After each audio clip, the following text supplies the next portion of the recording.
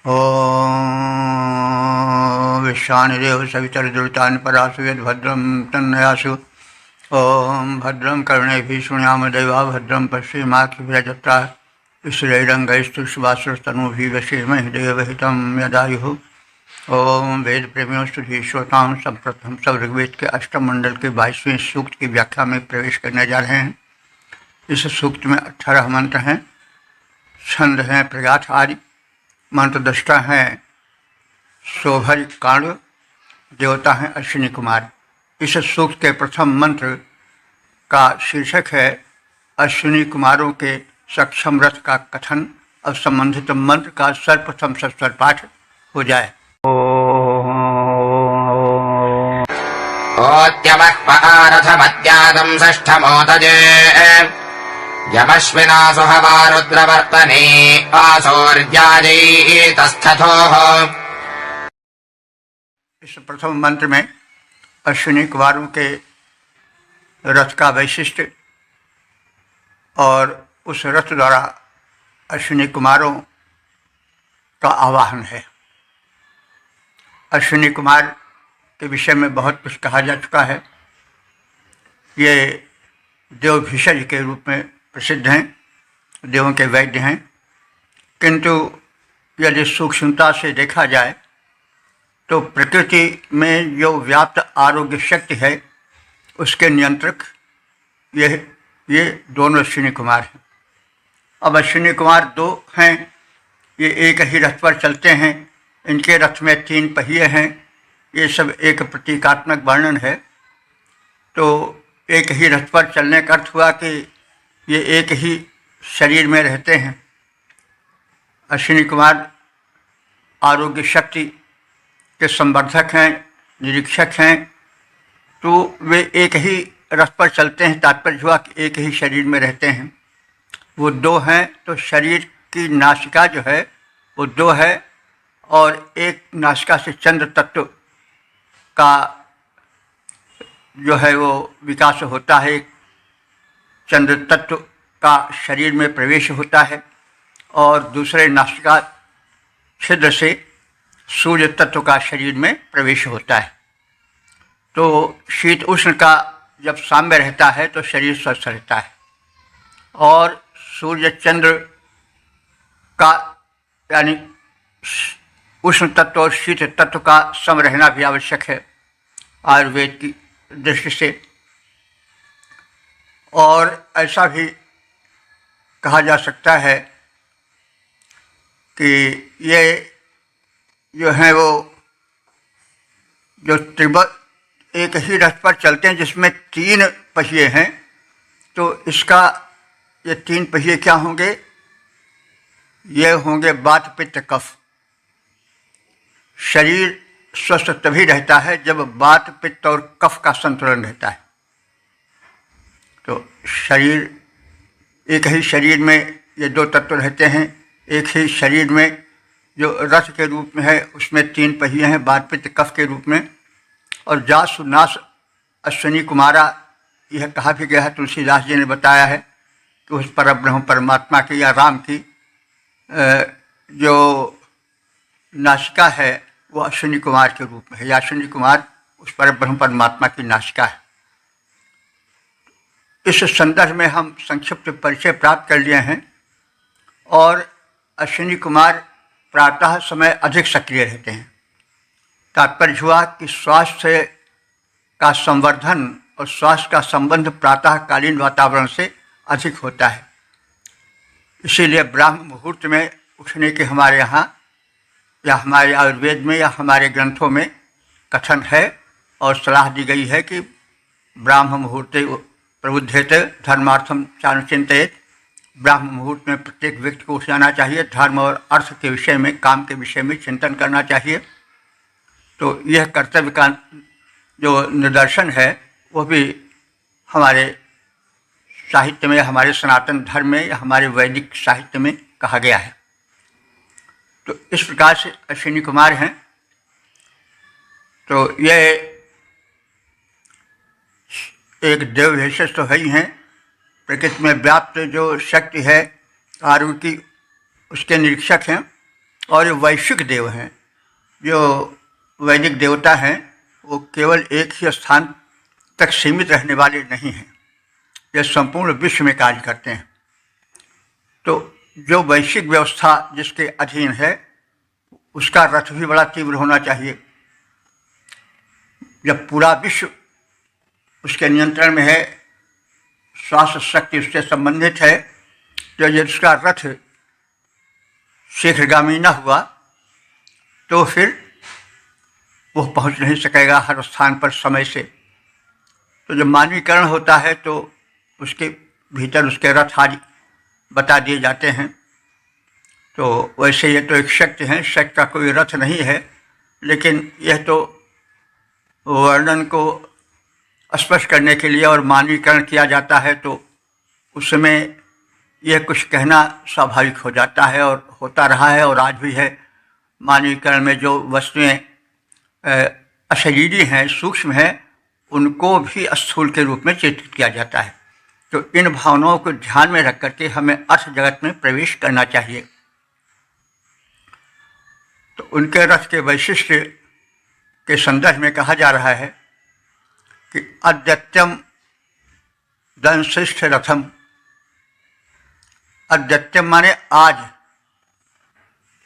दंशिष्ठम रथम माने अत्यंत दर्शनीय रथ को। सुहवा, वो रथ जो सुहवा माने सुखपूर्वक बुलाने योग्य है, आवाहन करने योग्य है, उसकी हम प्रार्थना करते हैं, उसका वैशिष्ट बताते हैं। रुद्रवर्तिनी, और यह जो रथ है अश्विनी कुमारों का, ये दुख दूर करने वाला है और दुख दूर करने वाले मार्ग से गमन करने वाला है। भाई ये अश्विनी कुमार जो हैं ये दो हैं और ये है स्वास्थ्य व्यवस्था के नियामक हैं।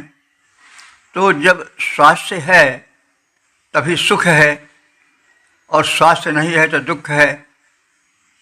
अस्वस्थ मनुष्य के लिए सब कुछ नरक है, सब कुछ जो है वो दुख ही दुख है। तो रुद्र वर्तिनी, यह इनका रथ जो है वो दुख दूर करने वाले मार्ग से गमन करने वाला है। यानी ऐसी व्यवस्था इस रथ में रहती है कि दुख नहीं उस मार्ग में आ सकता है। तो जो वैद्य का गमन है वो तो रोगजन्य दुखों को दूर करने वाला है ही। और सबसे बड़ा दुख क्या है? रोग का हो जाना। और सबसे बड़ा सुख क्या है? निरोग रहना। पहला सुख आरोगी काया या निरोगी काया। तो इनका जो रथ है उसकी विशेषता यह है कि वो दुख दूर करने वाले मार्ग से जाने वाला है। यानी जब इनका रथ आ जाता है तो समझ लो कि दुख दूर हो गया। और जब रथ आ गया तो रथ पर जो रथी है वो भी आ गया, यानी अश्विनी कुमार जो वैद्य हैं ये भी आ गए, तो दुख दूर ही हो जाएगा। और एक विशेषता इनके रथ की और है कि सूर्याय आतस्थसु। सूर्या कहते हैं सूर्य की पुत्री। तो सूर्य की पुत्री यानी जो सूर्य में आरोग्य शक्ति है वही सूर्य की पुत्री है, अथवा सूर्य की पुत्री उषा को कहा गया है। तो सूर्यजन्य ऊर्जा भी उसकी पुत्री हो सकती है और सूर्य की पुत्री उषा भी हो सकती है, क्योंकि जब सूर्य का उदय होने वाला होता है तो उसके पहले का जो क्षण होता है वो उषा काल होता है। सूर्य आता है तो सूर्य की धमक से अंधेरा भग जाता है, हल्का झुलफुला वातावरण रहता है, तो वो सूर्य के कारण ही होता है। तो इस प्रकार से सूर्या यानी सूर्य की पुत्री उषा उस समय आती है। तो अब उषा का तात्पर्य समझ में आ गया होगा। सूर्य की पुत्री इसलिए है कि सूर्य के आगमन से उषा का आगमन होता है। तो ब्राह्म बेला वाला जो मुहूर्त होता है, क्षण होता है, वो उषा काल है। उषा उस समय में आती है। और उषा सूर्य की पुत्री क्यों है? क्योंकि सूर्य के साथ ही उसका भी आगमन हो जाता है, और सूर्य का आगमन वही ब्राह्म बेला में होता है, जो अंधकार छट जाता है। सूर्य का उदय नहीं होता है, लेकिन अंधकार भी सूर्य के प्रभाव से नहीं रहता, तो वही सूर्य के आगमन का काल है, और आलंकारिक रूप में उसी को उषा काल कहा गया है, और उषा को सूर्य की पुत्री बताया गया है। और वो चलती कहाँ है, चलती कैसे है? अश्विनी कुमारों के रथ पर बैठ करके। अश्विनी कुमारों की वो प्रेमिका है, यह सब आलंकारिक कथन है। सूर्याय आतस्थु, वह सूर्य का वर्ण करती है, और सूर्य वो अश्विनी कुमारों के रथ को चाहती है, वो सूर्य की पुत्री, और उस रथ पर आरूढ़ हो जाती है। जैसे कोई प्रेमिका अपने प्रेमी के रथ पर चढ़े, वैसे वह उषा अश्विनी कुमारों के रथ पर चढ़ जाती है। अभूतय वो संरक्षण के लिए आ जाती है। तो कहने का सीधा साधा तात्पर्य है कि जो उषा काल है वो स्वास्थ्य का काल होता है। उस समय वातावरण स्वच्छ रहता है, ऑक्सीजन का अधिक रहता है, और वह ब्राह्म मुहूर्त बड़ा ही पवित्र होता है। और इस संदेश देना चाहता है कि उस काल में व्यक्ति को जग जाना चाहिए। सूर्य की पुत्री उषा उस समय आ जाती है, और वह अश्विनी कुमारों के रथ पर आरूढ़ होकर आती है। वह अश्विनी कुमारों की प्रेमिका है, और अश्विनी कुमार वैद्य रूप में है, आरोग्य शक्ति के संवर्धक और आयुष्य के वर्धक तथा रोग के विनाशक हैं। सीधी, ये तो एक काव्यमय भाषा में सब कहा गया है, लेकिन सीधा साधा अर्थ है कि जो देव भिषज हैं वो मानव मात्र के भिषज हैं, प्राणी मात्र के भिषज हैं, और उनसे संबंधित उषा रहती है। तो वो उषा की बेला ऐसी पवित्र बेला है कि स्वास्थ्य धन के इच्छुकों को उसमें जागृत हो करके अपने भगवत श्रवण के कार्य को या यज्ञ कार्य को या शुभ कार्य को करना चाहिए। और जो ब्राह्म बेला का उठना होता है वो स्वास्थ्य धन का सबसे प्रधान कारण होता है। तो है तो काव्यमय कथन, लेकिन वो जीवन के लिए उपयोगी कथन भी है। तो हे अश्विनी कुमारों, तुम जिस रथ पर चढ़कर आते हो वह रथ अत्यंत दर्शनीय है, और उस रथ पर सूर्या यानी सूर्य की पुत्री उषा अथवा सूर्यजन्य ऊर्जा रहती है, जो कि स्वास्थ्य और सुख का स्फूर्ति का प्रधान हेतु है। तो तुम्हारे रथ पर हे अश्विनी कुमारों सूर्य पुत्री उषा आरोहण करके आती है। तुम्हारा वो रथ आवाहन योग्य है, क्योंकि रथ ही से आगमन होता है, और आरोग्य शक्ति उसी पर आरूढ़ होकर के आती है, जो ऊर्जा का संवर्धन करती है स्वास्थ्य दे करके। हम अपनी रक्षा के लिए हे अश्विनी कुमारों तुम्हारे उसी रथ का आवाहन करते हैं, क्योंकि रथ जब रहेगा तभी तो संबंधित व्यक्ति आ पावेगा।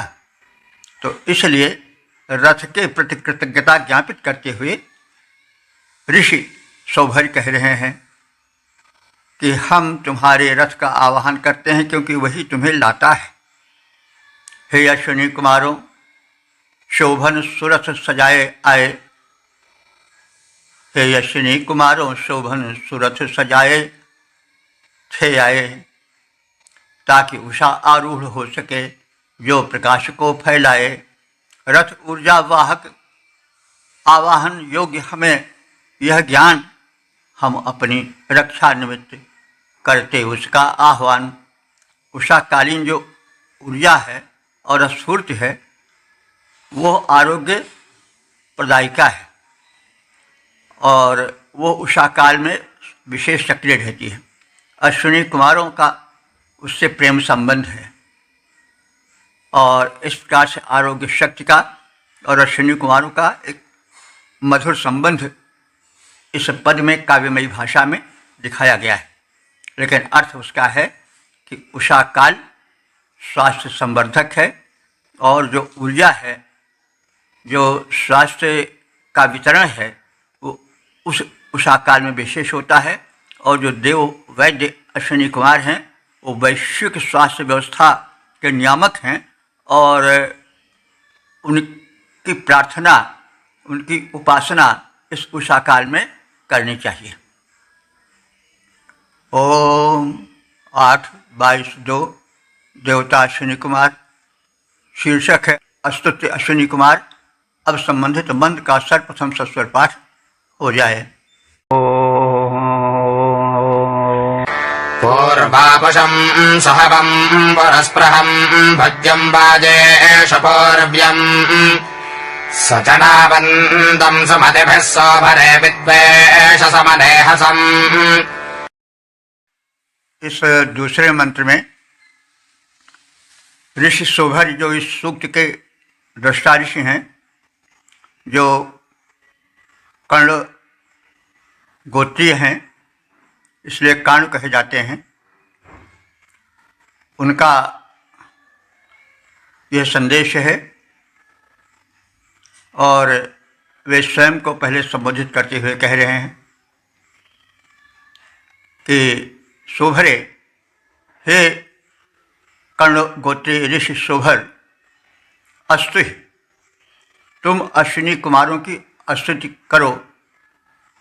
अश्विनी कुमार की दृशौ, अश्विनी कुमारों की दृशौ। अश्विनी कुमार कैसे हैं? पूर्वापुषम, पूर्वकालीन से यानी बहुत पहले से स्तोताओं द्वारा बुलाए जा रहे हैं और पोषण करता है। सुहवम, सुगमता से वे आवाहनीय हैं। पुरुषप्रियम, पूर्व माने बहुत, अस्पृह माने चाहा जाना, तो वो बहुतों के द्वारा चाहे जाने वाले हैं। और कैसे हैं? भुज्युम, भुज्य नाम के राजा का उद्धार करने वाले हैं। ऐसा कहा जाता है कि भुज्य समुद्र में किसी द्वीप पर विजय करने के लिए गए थे, लेकिन उनका जहाज समुद्र में डूबने लगा, रक्षक कोई नहीं रह गया, तो उन्होंने अश्विनी कुमारों का आवाहन किया और अश्विनी कुमार आए और उनका उद्धार किया। तो भुज्य नामक राजा को तुमने डूबने से बचाया है। और कैसे हो? बाजेषु पूर्वम, बाज कहते हैं युद्ध को, इसीलिए जहाँ देखो तहाँ बचे रहते हैं, बजनी करते हैं। अब वो शब्द आज के लोक भाषा में भी प्रयोग में आता है, क्योंकि मूल भाषा तो ऋग्वेद की ही भाषा है ना। तो ये जो दोनों अश्विनी कुमार हैं कैसे हैं? वाजेषु पूर्वम, युद्धों में सबसे पहले आकर खड़े हो जाते हैं रक्षा के लिए। तो अब यहाँ पर विचार किया जाए वैद्य के हैसियत से, तो रोग और रोगी के मध्य स्वास्थ्य संबंधी जो युद्ध होता है उसमें ये आगे खड़े हो जाते हैं। अब लाठी डंडे वाले युद्ध में तो नहीं, जब वैद्य हैं तो वैद्य का युद्ध किससे होगा? रोग से होगा। तो बाजेश युद्धों में पूर्व मानिए पहले आकर खड़े हो जाते हैं।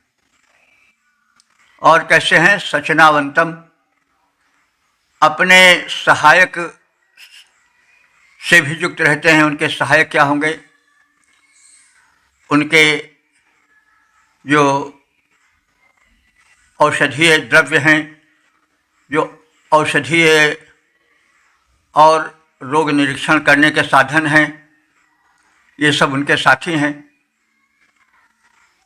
तो वे आरोग्य संबंधी औषध आदि साधनों से और जो खरल आदि होता है जिसमें कि औषध को पीसा जाता है उनसे,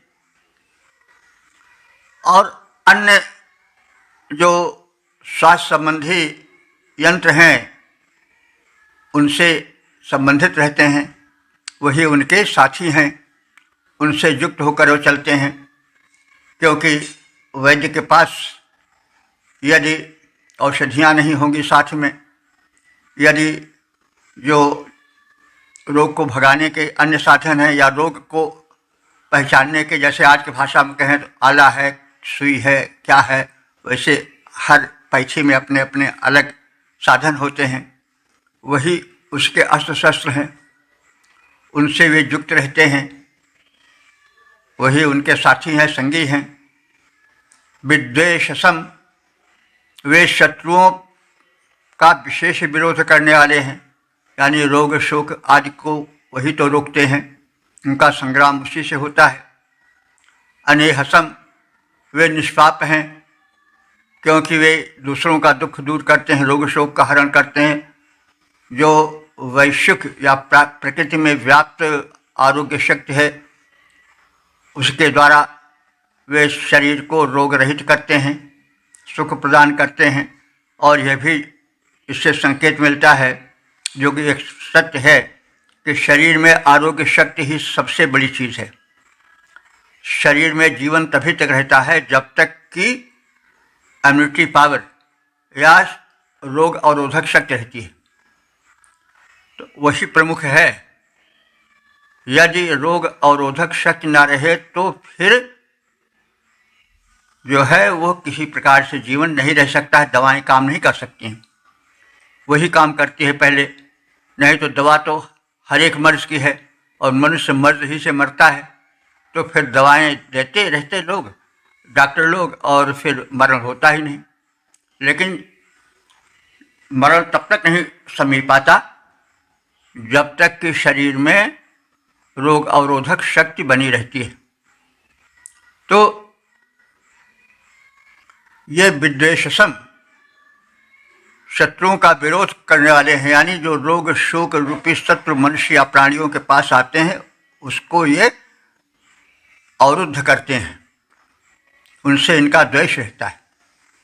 अनेहसम, ये पाप रहित हैं, क्योंकि ये निष्काम भाव से प्राणियों में जो आरोग्य शक्ति है उसको चैतन्य करते हैं, और यदि रोग हो गया तो उसको दूर भी करते हैं। तो इसमें जो दोहरा व्यक्तित्व है, वैद्य का या डॉक्टर का हो स्पष्ट होता है। इसीलिए दो हैं ये, क्योंकि एक तो रोग न हो इसका उपाय बताता है, संयम से रहो, इस पथ से रहो, ये खान पान करो, इतना व्यायाम करो, ऐसा ऐसा करो। एक तो उसका व्यक्तित्व ये हो गया। दूसरा व्यक्तित्व है कि यदि रोग हो ही गया है तो उसको वह दूर करने के लिए दवा देते हैं, औषध देते हैं। तो यह दो हो गए एक ही शरीर में रहने वाले, तो इसलिए इनका दोहरा व्यक्तित्व है। अश्विनी कुमार दो हैं, इस रूप में भी समझे जा सकते हैं, एक ही रथ पर चलते हैं, यानी एक ही शरीर में दोनों का रहता है। तो रोग को पहचानने और रोग से रोग कैसे न आवे इसके लिए पहले नियम बताने वाले, पथ्य बताने वाले, और बाद में यदि रोग आ ही गया तो औषधि देने वाले। तो इस प्रकार से दो पक्ष हो गया, और एक वैद्य का जो दोहरा व्यक्तित्व है वही दो अश्विनी कुमार हैं जो एक ही शरीर में रहते हैं। तो ऐसे अश्विनी कुमारों को अनेहसम, पाप रहित माने निष्कपट भाव से होकर के, सुमत भी माने श्रेष्ठ, बुद्धिपूर्वक विचारपूर्वक की गई स्तुतियों द्वारा उनकी प्रार्थना करो। क्योंकि वैद्य की से प्रार्थना नहीं की जाएगी तो कैसे वो प्रसन्न होकर कार्य करेगा, वैसे झगड़ा करके तो काम चल नहीं सकता है। तो शक्तियों की तो प्रार्थना करनी ही चाहिए। तो इस प्रकार से अश्विनी कुमारों का वैशिष्ट्य बताया गया है, और उनको अपने हित में आवाहित किया गया है। उनकी स्तुति करने यानी उनके प्रति भक्ति भावना रखने का उपदेश दिया गया है। हे शोभरी ऋषि, अश्विनी कुमारों ने भुज की रक्षा की थी, वे आवाहनीय हैं। बहुत से लोग इन देवों को बुलाने के लिए लालायित रहते हैं। ये देव युद्धों में सबसे आगे खड़े होते हैं, शत्रुओं का विरोध करते हैं। इसलिए इन देवों की शोभन स्तुतियाँ करते रहो, उनको प्रसन्न रखो, ताकि स्वास्थ्य का सुख और लाभ प्राप्त होता रहे। हे शोभरी ऋषि, पूर्व काल की बातें सुखद बताता। हे शोभर ऋषि, पूर्व काल की बातें सुखद बताता। आवाहन के योग्य अश्विनी, भुज नृपति के त्राता। बहुजन उन्हें बुलाते, ये रण में आगे रहते हैं। करो प्रार्थना इनकी, ये रक्षक हम कहते हैं। ओह 8:22 देवता अश्विनी कुमार शीर्षक रक्षणार्थ आवाहन। अब संबंधित मंत्र का सर्वप्रथम सस्वर पाठ हो जाए। इहत्यापरभवतमा देवा नमोऽभिरश्विना अर्वाचीना स्ववसे करामहे गन्धानादाशुषो गृहम्। इस तीसरे मंत्र में यह कथित है कि अश्विनी कुमार उनके घर विशेष रूप से जाते हैं, जो कि हव्य प्रदान करते हैं, आहुति द्वारा वातावरण को आरोग्यप्रद और निर्मल रखते हैं। तो अब अश्विनी कुमारों के पक्ष में जो है बात कही गई है कि वे हव्यदाता के घर जाते हैं। दाशुषा गृहे गंतारा, गंतारा माने जाने वाले हैं ये दोनों अश्विनी कुमार। किनके घर जाने वाले हैं? विशेष रूप से जो दाशुषा है माने दानी है, यानी हव्य प्रदान करते हैं। ये तो मोटा अर्थ हुआ, लेकिन सीधा अर्थ या जो उसके भीतर छिपा हुआ अर्थ है वो यह है कि जिस घर में हवन आदि होते हैं उस घर का वातावरण आरोग्यप्रद होता है और वहाँ स्वास्थ्य के नियामक देवता अश्विनी कुमार बड़े चाव से जाते हैं। तो इससे संकेत है कि आहुति कर्म, यज्ञ कर्म, हवन कर्म स्वास्थ्य के लिए बड़ा आवश्यक है। ये पूर्वभूतमा बहुत अधिक मात्रा में उपस्थित होने वाले नमो भी माने नमन पूर्वक, अथवा नम, ये जो नमन शब्द है ये नमस्कार के अर्थ में भी आता है, नमन के अर्थ में भी आता है और अन्न प्रदान के रूप में, आहुति के रूप में भी आता है। तो ये बहुत अधिक मात्रा में उपस्थित होने वाले हैं। कहाँ? जहाँ इनका नमन होता है, जहाँ इनका समादर होता है, इनका आवाहन होता है और जहाँ की आहुतियाँ प्रदान की जाती हैं। स्ववसे ये जो है वे भली भांति रक्षा करने के लिए अर्वाचीना करामहे, यह है स्तुति करने वाले के, यज्ञ आदि करने वाले के, आहुति प्रदान करने वाले के सम्मुख विशेष रूप से आते हैं। हे अश्विनी कुमारों, तुम दोनों हव्य प्रदाता के घर जाते हो। हम अपने यज्ञ में संरक्षण के लिए तुम्हारा नमन पूर्वक आवाहन करते हैं और तुम्हें अपने निकट बुलाते हैं। तुम हम सबका संरक्षण करते रहो। तुम हव्य प्रदाता के घर जाते हो अश्विनी कुमारों, हम करते आवाहन, यज्ञ में रक्षा हेतु पधारो। ओम 8:22 देवता अश्विनी कुमार शीर्षक सानिध्य की कामना। अब संबंधित मंत्र का सर्वप्रथम सस्वर पाठ हो जाए। जपारथस्य परिचक्रमे यत एर्मान्यद्वामिषण्यते अस्मान् अच्छासु मदर्वां शुभस्पति आधेनुरिपधावतो। इस चौथे मंत्र में यह कहा गया है कि अश्विनी कुमारों का रथ बड़ा व्यापक है। उसकी विशेषता यह है कि वह सृष्टि में चारों ओर रहता है। उसका एक चक्र तो धरती पर, तो दूसरा चक्र अंतरिक्ष में, आकाश में रहता है, द्युलोक में रहता है। तो यह कैसे है, मतलब जो कथन है थोड़ा उटपटा है, लेकिन आप देखें तो कोई कठिन नहीं। जैसे कहते हैं ना, कोई बहुत व्यापक रूप से अपना प्रचार प्रसार करता है तो कहा जाता है भाई इनका एक पैर घर में और एक पैर बाजार में रहता है, या एक पैर और कहीं कह सकते हैं। तो यह तो संभव नहीं कि एक पैर किसी का घर में रहे और उसके बाद 10-5 मील पर उसका पैर रहे।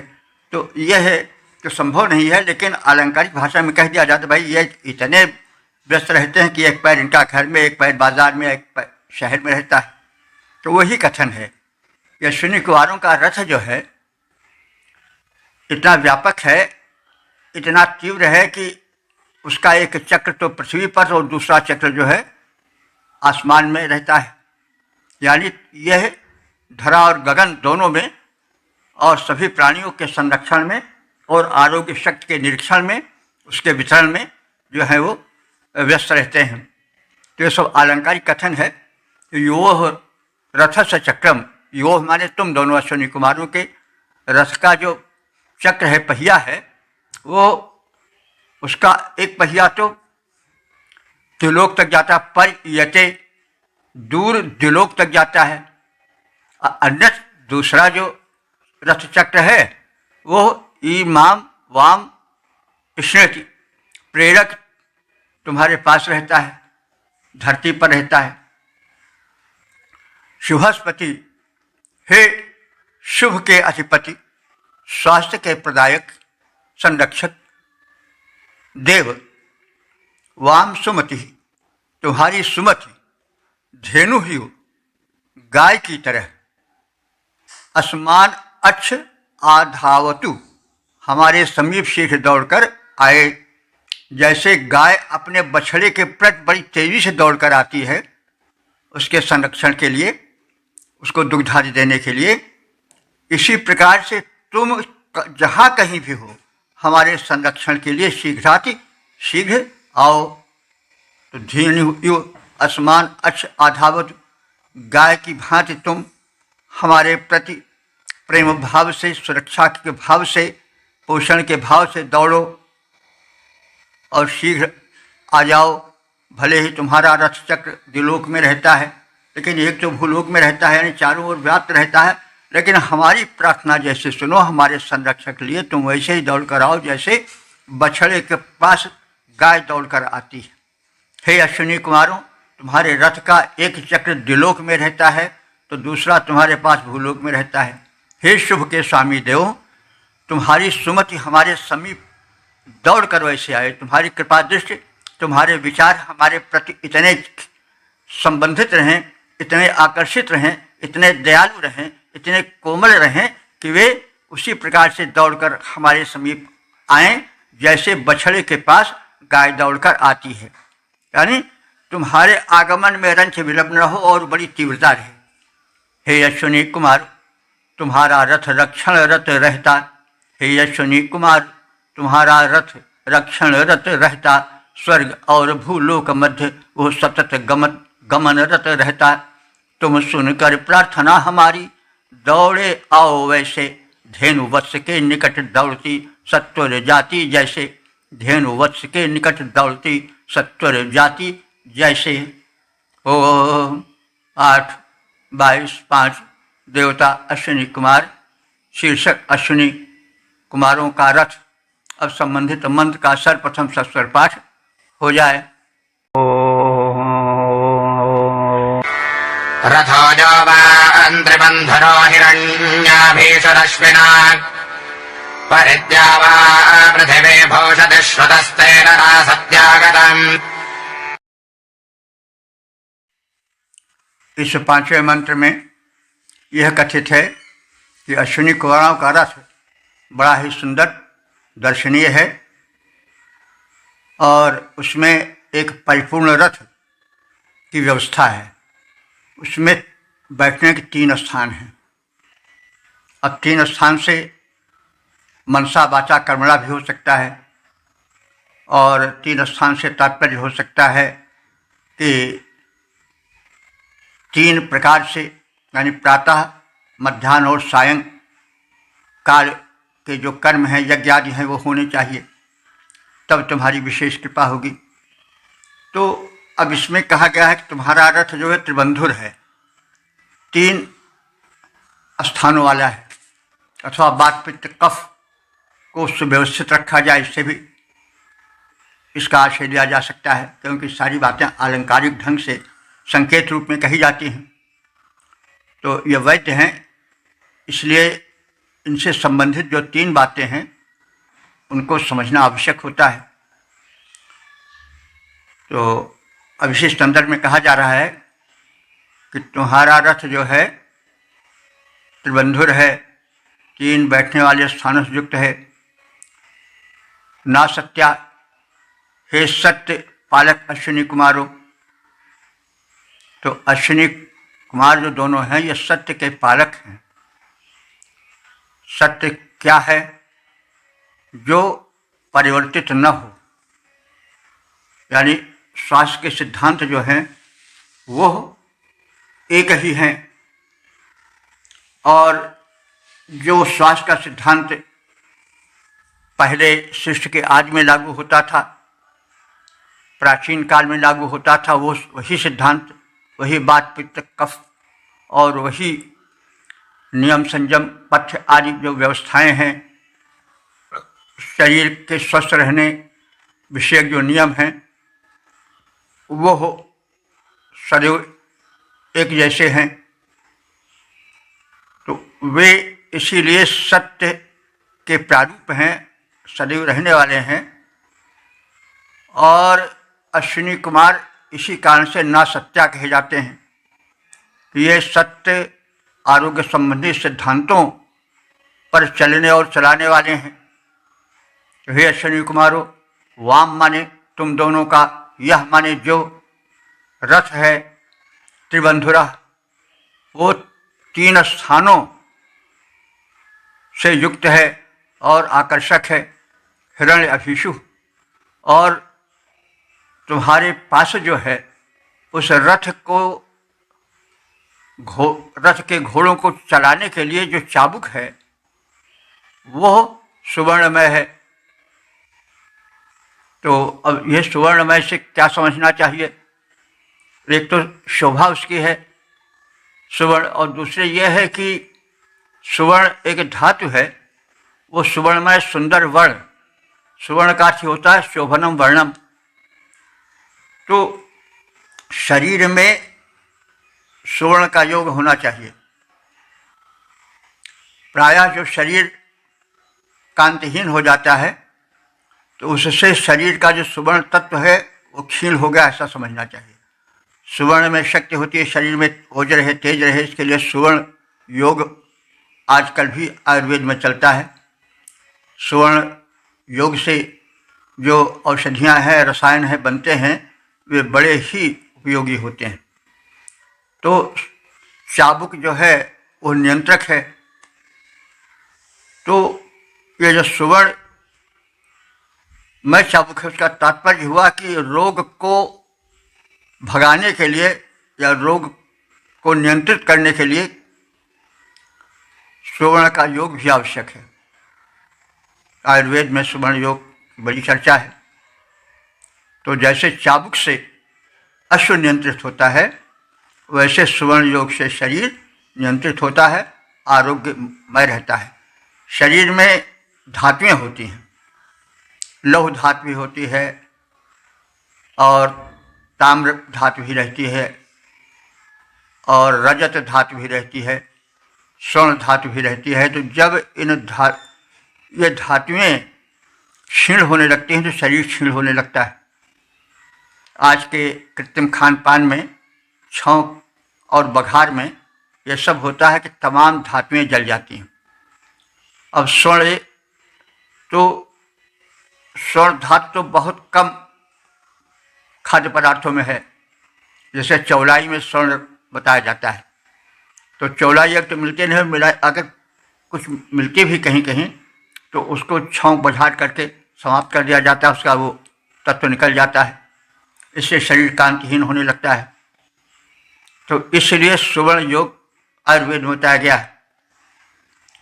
वही इनके रथ का चाबुक है, यानी इनका रथ शरीर है, या मनुष्यों का रथ शरीर जो रथ है उसमें रोगों को नियंत्रित करने के लिए स्वर्ण का चाबुक चाहिए, यानी स्वर्ण योग होना चाहिए, ऐसा भी माना जा सकता है। और यह कथन श्रुतः माने विख्यात है। आयुर्वेद के ग्रंथों में जो वैद्य आदि हैं उसके जानकार वे इसको भली भांति जानते हैं, इसलिए सुविख्यात है। श्रुतः द्यावा पृथ्वी परिभूषित द्युलोक और भूलोक अलंकृत करता है यह स्वर्ण योग। यह तुम्हारा रथ, यह द्युलोक भूलोक सर्वत्र तीनों लोकों में व्याप्त है, और तुम्हारे ही कारण, तुम्हारी इस व्यवस्था के कारण, आरोग्य संबंधी तुम्हारे नियंत्रण और प्रदान के कारण यह प्राणी वर्ग जो है वो नियंत्रित रहता है, रोग शोक से हीन रहता है और त्रिभुवन को अलंकृत करता है। तुम्हारा यह रथ है, शरीर है, अथवा आगमन का जो साधन है वो है। तेन आगतम, उसी अपने श्रेष्ठ विलक्षण और उत्तम तीव्रगामी रथ के द्वारा हमारे जीवन में, हमारे यज्ञ में तुम पधारो। हे सत्यपालक अश्विनी कुमारों, तुम दोनों का रथ बैठने के 3 स्थानों से युक्त सुंदर और सुवर्ण चाबुक वाला है, ऐसी प्रसिद्ध है। यह द्युलोक और भूलोक को विभूषित करता है, अलंकृत करता है। तुम दोनों अश्विनी कुमारों उसी रथ से हमारे पास शीघ्रातिशीघ्र पधारो। सत्यव्रती अश्विनी कुमारों, तुम दोनों का रथ 6 विमान सुंदर स्वर्णिम चाबुक वाला, बैठने के हैं 3 स्थान। धरा गगन में सुप्रसिद्ध है, धरा गगन में सुप्रसिद्ध है। दोनों का है अलंकार, दोनों का है अलंकार। उसी सुरथ के द्वारा आओ यज्ञ भूमि पर देव उदार। ओम 8-22-6 देवता अश्विनी कुमार। शीर्षक है सतकर्मा अस्तुत्य अश्विनी कुमार। अब संबंधित मंत्र का सर्वप्रथम सस्वर पाठ हो जाए। दशस्यन्तामनवे पौर्व्यन्दिभियवमृगेण कर्षथः तावामद्यसु मतिभिः शुभस्पति अश्विना प्रस्तुवेमहे।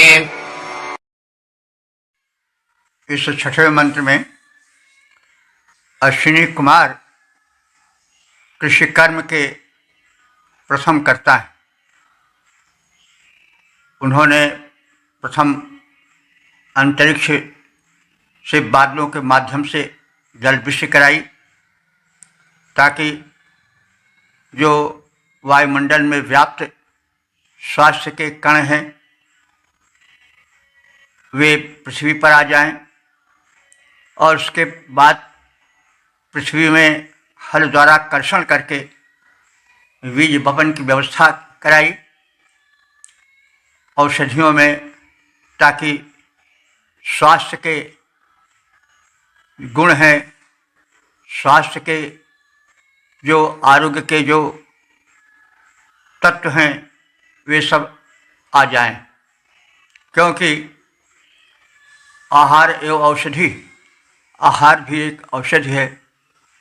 तो जब आहार नहीं रहेगा शुद्ध तो शरीर स्वस्थ भी नहीं रहेगा, केवल दवाई से काम नहीं चलता है। तो यूँ हम इसका सीधा समझ सकते हैं कि अश्विनी कुमारों ने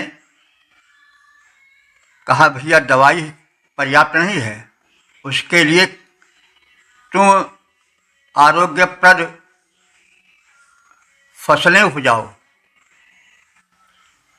जल की व्यवस्था हम करते हैं और उसके पश्चात हल द्वारा भूमि को कोमल बनाते हैं, हल चला करके, और स्वास्थ्यवर्धक बीज का वपन करते हैं, ताकि जो वातावरण में या अंतरिक्ष में व्याप्त आरोग्य शक्ति थी सूक्ष्म रूप से, वह जल वर्षण के माध्यम से धरती में आ जाए और कृषि कर्म के माध्यम से उसकी उपज भांति भांति के साग सब्जियों और अन्न आदि के रूप में हो, ताकि उसके ग्रहण द्वारा, आहार द्वारा उसे खाने से शरीर में वे तत्व जाएं जो कि आरोग्यवर्धक हैं।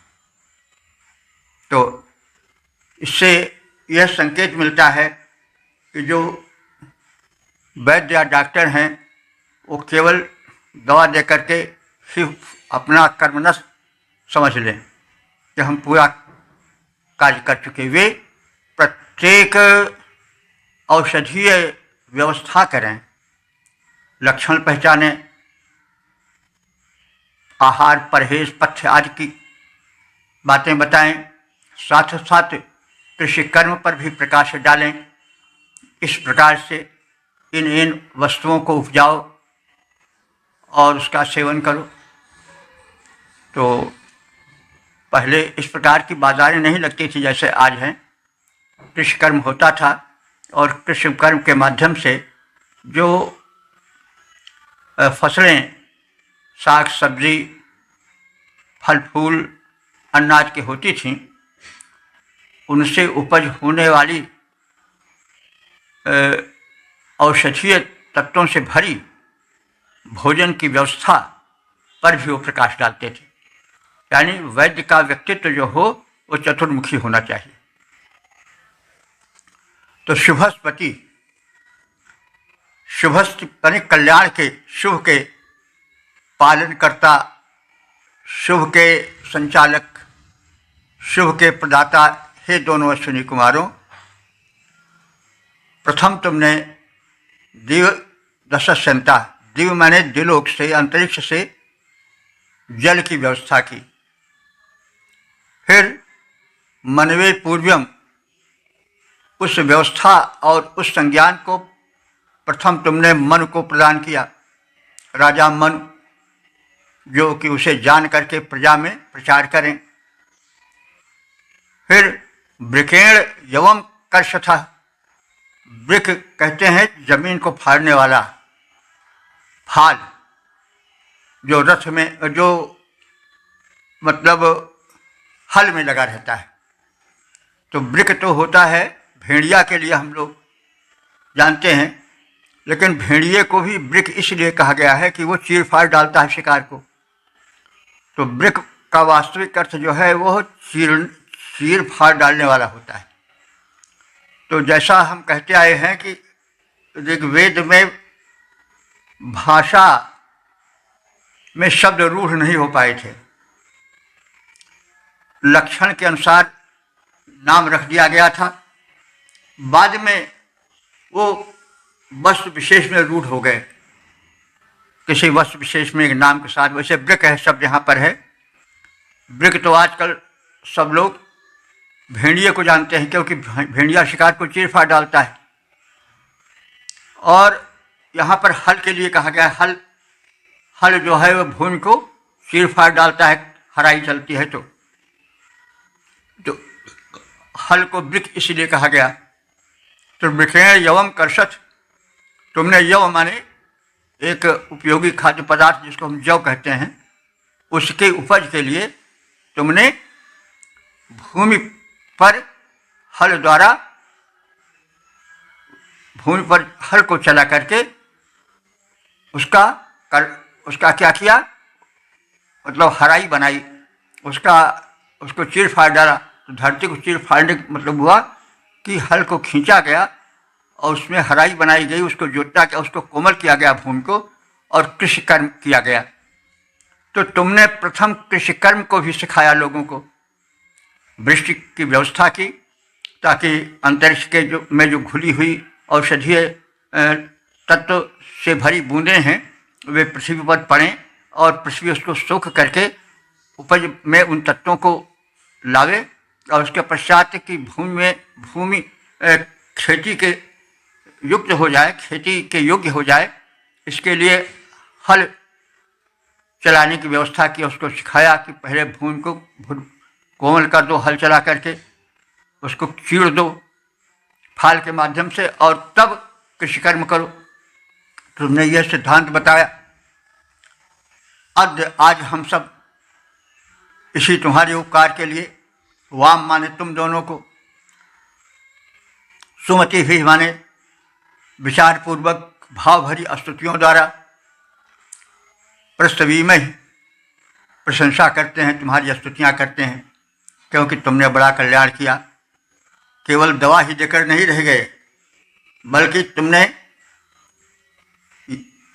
बीज बपन द्वारा, कृषि कर्म द्वारा किस प्रकार से औषधियाँ उत्पन्न हो, औषधीय फल फूल सब्जी आदि कैसे उत्पन्न हो, इन सब की व्यवस्था की। तो तुम्हारा जो ये वैद्य कर्म है तुम दोनों का, वो बड़ा सूक्ष्म और बड़ा लोकोपयोगी है, और तुमने बड़े मनोयोग पूर्वक सारी व्यवस्थाएं की। इन सब का स्वास्थ्य से संबंध है, क्योंकि खाद्य पदार्थ भी एक दवा है। हमारा खाना यदि शुद्ध रहा तो आरोग्य अवश्य रहेगा, यदि खान पान बिगड़ा तो फिर स्वास्थ्य नहीं रह सकेगा। तो वो खान पान कैसे बनता है? और ये वनस्पतियों से बनता है, साग सब्जियों से बनता है, और जो अन्न है उनसे बनता है। तो केवल दवा देकर ही नहीं संतुष्ट हुए, बल्कि खान पान कैसा हो इसका भी व्यवस्था, इसकी भी व्यवस्था किया, और ये साग सब्जियां, फल फूल और फसलें कैसे उत्पन्न हो, कैसे विकसित हो, इसकी व्यवस्था किया। तो इस प्रकार से अश्विनी कुमारों के जीवन रक्षण उपायों को, स्वास्थ्य के उपायों को बताया गया, और इसी माध्यम से वैद्य के विस्तृत लोक रक्षक कर्म की ओर भी संकेत किया गया। हे शुभ के स्वामी अश्विनी कुमारों, तुमने सर्वप्रथम अंतरिक्ष से जलादिक की वृष्टि के माध्यम से व्यवस्था की, और उस व्यवस्था का ज्ञान तुमने सबसे पहले मन को प्रदान किया। पश्चात हल के द्वारा कृषि कर्म की व्यवस्था की, और ऐसे तुम दोनों की सुविचारपूर्ण स्तुतियाँ कर हम तुम्हारी प्रशंसा करते हैं कि तुम कितने दयालु हो। मनुष्य को, प्राणियों को स्वस्थ रखने के लिए तुमने कितनी व्यापक व्यवस्था की, और इस प्रकार से अपने भिषजीय कर्म को पूर्ण किया। और यह संकेत है इसमें कि भिषज को, वैद्य को केवल एक सीमित मात्र औषध प्रदान तक ही नहीं रहना चाहिए, उसे व्यापक स्वास्थ्य के नियमों को ध्यान में रखना चाहिए, और कुछ समय निकाल करके मनुष्यों को, रोगियों को उससे परिचित कराते रहना चाहिए। अंतरिक्ष से जल संपत्ति को पहले तुमने किया प्रदान, अंतरिक्ष से जल संपत्ति को पहले तुमने किया प्रदान, पुनः कर्म कृषि सुलभ बनाया, करते हम तेरा गुणगान। ओम 8/22/7 देवता अश्विनी कुमार शीर्षक प्रेरणार्थ प्रार्थना। अब संबंधित मंत्र का सर्वप्रथम सस्वर पाठ हो जाए। उपनामादिनेवसो जातमृतस्य पथिभिः येभिस्त्रक्षं वृषणात्र सदस्यवं महे क्षत्राजन्मतः।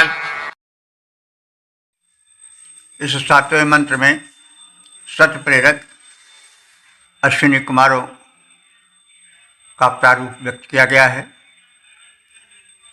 सत्य प्रेरणा देने वाले बड़े ही दुर्लभ होते हैं, और वैज्ञानिकों को, स्वास्थ्य रक्षकों को चाहिए कि वो सच्चे मार्ग को दिखावें और अपना वैद्य कर्म परिपूर्ण करें, सार्थक करें। वैद्यो नारायणो हरि, वैद्य जो हैं वो नारायण की तरह हैं, और हरि माने हरण करने वाले हैं रोग दोष आदि को। हे अश्विनी कुमारों, तुम वाजनी वसु हो। वाजनी, वाज कहते हैं अन्न को, वस माने संपत्ति को। तुम अन्न रूपी संपत्ति को धारण करने वाले हो। वाजनी सेना को भी कहते हैं, क्योंकि बल, बाज माने बल भी होता है, बाज माने अन्न भी होता है। तो वस माने समृद्ध होता है। तो तुम जो हो वो अन्न धन वाले हो, और सेना भी तुम्हारे पास है। तो जो वैद्यकीय उपकरण हैं वही उसकी सेना होंगे। तो हे वाजिनी वसु अश्विनी कुमारो, तुम अन्य सेना रूपी धन धारण करने वाले हो। विष्णा माने बलशाली हो, बलिष्ठ हो। ये भी ऋतस्य पथवी, जिस सत्य मार्ग से तुमने तत्सदस्यु के पुत्र तृक्ष को महेक्षत्राय महान वीर कर्म करने के लिए जिन्वतः माने प्रेरित किया है, न उपयातम, उन्हीं मार्गों से हमारे पास आओ, यानी हमें भी प्रेरणा दो।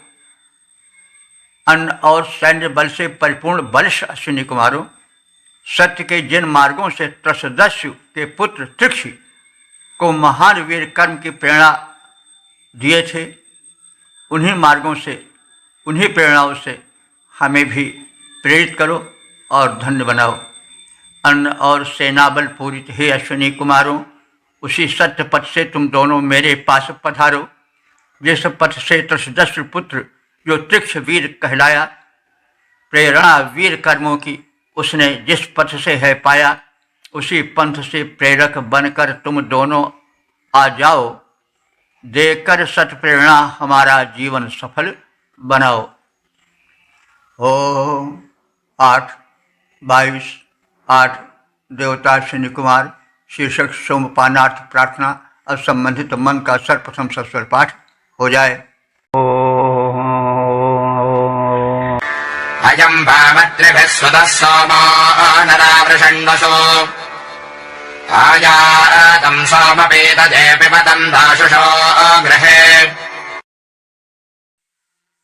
इस 8वें मंत्र में अश्विनी कुमारों को सोमपान हेतु आमंत्रित किया गया है। यह आवश्यक औपचारिकता है कि जो हमारे निकट है, हमारा हितकारी है, देवशक्ति है, उसका स्वागत होना चाहिए। तो सोम से स्वागत उस युग का एक प्रधान कर्म था। सोम के विषय में बहुत कुछ कहा गया है। यह एक औषधीय द्रव्य है जो लता रूप में हिमालय की ऊंची चोटियों पर पाया जाता है। इसमें आरोग्यवर्धक अंश बहुत होता है। इस पृथ्वी पर जिन ऊर्जाओं का क्षरण होता है, उनमें से कुछ तो अमृत तत्व लिए रहती हैं और कुछ विष तत्व लिए रहती हैं। तो सोमलता जो है, वह जो आकाश में या अंतरिक्ष में व्याप्त स्वास्थ्य के कण हैं, उनको खींचती है सर्वाधिक। इसलिए वह बड़ी सौम्य है और उसका निचोड़ कूट छान करके दुग्धादि मिला करके दिया जाता है तो बड़ा सात्विक और स्वास्थ्यप्रद होता है। तो देवता उसी चीज़ को ग्रहण करते हैं जो उत्तम हो, क्योंकि उसको जब प्रस्तुत किया जाएगा तो प्रसाद रूप में उसे यजमान भी ग्रहण करेगा। तो जब जैसा अन्न वैसा मन, तो इसलिए सोम पर विशेष महत्व दिया गया है। और सोम वैश्विक ऊर्जा का भी प्रतीक है। ऊर्जा से ही संसार संचालित है और वो सोम वैश्विक ऊर्जा का भी प्रतीक है। और आवाहन से प्रत्येक वश का गुण उसमें आता है विचारों के साथ। तो अब इसका मतलब यह नहीं समझना चाहिए कि अगर सोमलता हमको ना मिले तो हम देव पूजन ही बंद कर दें। तो प्रत्येक सात्विक नैवेद्य जो है वो सोमरस बन जाता है। यदि उसमें आवाहन किया जाए उस वैश्विक शक्ति का तो उसमें उसका प्रवेश सूक्ष्म रूप में हो जाता है। तो प्रत्येक युग में के लिए जो सत्य हो वही तो सत्य है। तो आज सोमपान के रूप में हम यह कह सकते हैं कि वह नैवेद्य पवित्र जो दुग्धघृत मेवा मिष्ठान के रूप में है उसे सात्विक ढंग से प्रस्तुत किया जाए और आवाहन के द्वारा उसमें वैश्विक ऊर्जा का प्रवेश कराया जाए तो वो सोम रस के बराबर ही गुणकर होगा। तो अब जिससे हम प्रार्थना कर रहे हो, जिसका आवाहन कर रहे हो, यज्ञ कर रहे हो, तो उसको कुछ जो है वो मतलब नैवेद्य रूप में प्रस्तुति करना चाहिए, आवश्यक है यह औपचारिकता। तो इसी संदर्भ में सोमरस को प्रस्तुत करने का प्रसंग इसमें है। नरा हे नेतृत्व विधायक दोनों अश्विनी कुमारों, वृषण वसु, तुम दोनों, वसु कहते हैं धन, वृषण माने वर्षक, तुम दोनों धन के वर्षक हो। और अयम सोमा, यह सोमरस, वाम, तुम दोनों के लिए, अद्रिभी सुता, अद्रिभी माने पत्थर से निचोड़ करके, सोमलता को कूट करके, निचोड़ करके, परिष्कृत करके बनाया गया है। इसलिए इस परिष्कृत सोम को पीते माने पान करने के लिए तुम दोनों पधारो। दाशुषाह गृहे पिबतम, और इस दानी यजमान के घर में पधारो, यज्ञ में भाग लो और प्रस्तुत सोमरस को, उत्तम नैवेद्य को ग्रहण करो। हे नायकों अश्विनी कुमारों, हे धन वर्षक अश्विनी कुमारों, यह सोमरस तुम दोनों के लिए पत्थरों से कूटकर निचोड़ा गया है। सोमलता में यह पहले स्थित था, अब पत्थर से कूट करके सोमरस निचोड़ लिया गया है, नैवेद्य रूप में प्रस्तुत किया जा रहा है। और यह परिष्कृत सोमरस तुम्हारे लिए प्रस्तुत है। आहुति प्रदान करने वाले हम यजमानों के आवास पर यज्ञशाला में पधारो और सोमरस का पान करो।